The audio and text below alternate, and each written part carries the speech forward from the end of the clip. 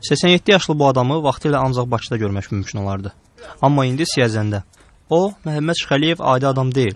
Niyə deyə soruşsanız, çox sadə cavabı var. Bu adam Azərbaycana 21 il rəhbərlik etmiş Mirzəfər Bağırovun cangüdəni olub. Bizi zbora aparmışlar 10 günlük. Orada biz təlim keçirdik.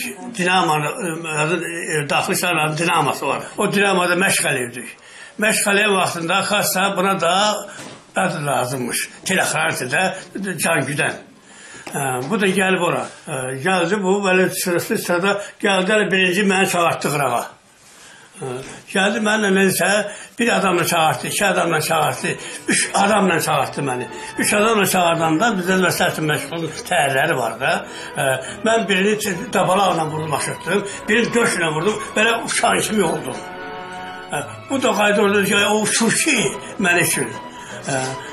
Sonra nəsə, onda sözüm yox, bu güya bəyənir məni, götürdü, deyir ki, bunu götür, gəldi, çağırsın.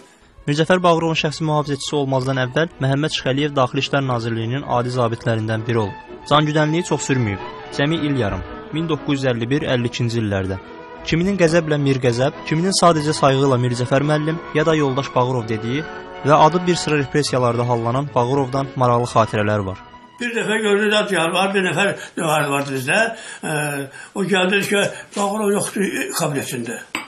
Çoxdur doğru, o kabinetə yürüdük, biz bir kabinetə yürüdük, yoxdur.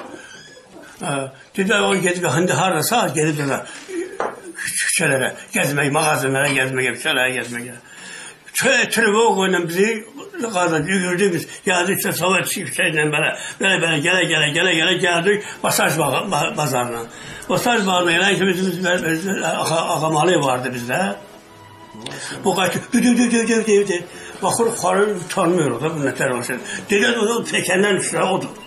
Budur, başında bir ləzgi papağı, o yumuru olur papaq onlardan sonra keçir. Bir dənə sırıqlı əqilində, sırıqlı da özü çırılmışdı, tüşülə pambulan çağırmış, güya bu köylə qalır. Zivilli geyinliyi bəyində. Buradan da bir dənə kəndirlə bağlayıb, bələnsi beli, işlərini də sallayıb aşağı. Məhəmməd Şıxəliyev deyir, tarix heç də hər şeyi olduğu kimi yaddaşa yazmır. Onun Bağırov haqqında fikri müsbətdir. Deyir, rüşvət alanlarla arası olmayıb. Mirzəfər Bağırovun güllələmə əmrləri verməsini isə bu cür şərh edir. 2 dənə kağızı mən şahidi oldum ki, mənə verdi, bizim övladımız vardı, demək ki, inzibati şöbə müdürü. Verdi mənə ki, kağızlar apar ora güllələmə haqqındadır, qol çəksin. Apardım, mən 2 dənə kağız apardım olsun, qol çəkmədi. Dedi ki, birində 3 nəfər qalmışdı, birində 4 nəfər qalmışdı, qol çəkməmiş. O ki, 11 nəfər vardı. Onlar qol çəkəndən sonra bu qol çəkildi, güllələməyə. Ancaq çıxır, mən məsələ kəzirdim də, dedilər ki, Bağırov filan kəsi güllələdi, Bağırov filan kəsi güllələdi. Ancaq 11 nəfərin iştirakı ilə onu yoxlaması ilə tamamlanandan sonra ona güllələmə kəsilirdi.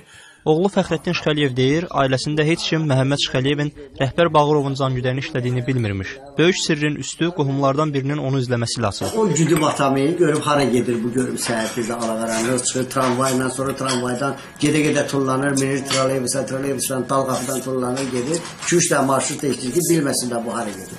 Arxa qapıdan girdi içəri. Siz axşam evə gəlin deyir, xanım, xeyir ola sən mərkəzi komitəyə dal qapıdan girdin. Ay, deyirsə sənə məhbəs belə filan. Məsələlər turnikə dırmaşdırdı, məcbur polis forması geyməsə çıxmarsın, dırmaş turnikə. Məhəmməd Şıxəliyev deyir, 87 yaşı olsa da cavanlıqdakı qüvvəti hələ də qalır. Bax, bu hərəkəti bir oturumda 10 dəfə edir. Tarix də beləcədir. Qalxır, enir və fərqində olmasan unudulur. Dəyərləzi götürün, yavaş çalma. Deyirəm ki, sən o çalan vaxtın deyil.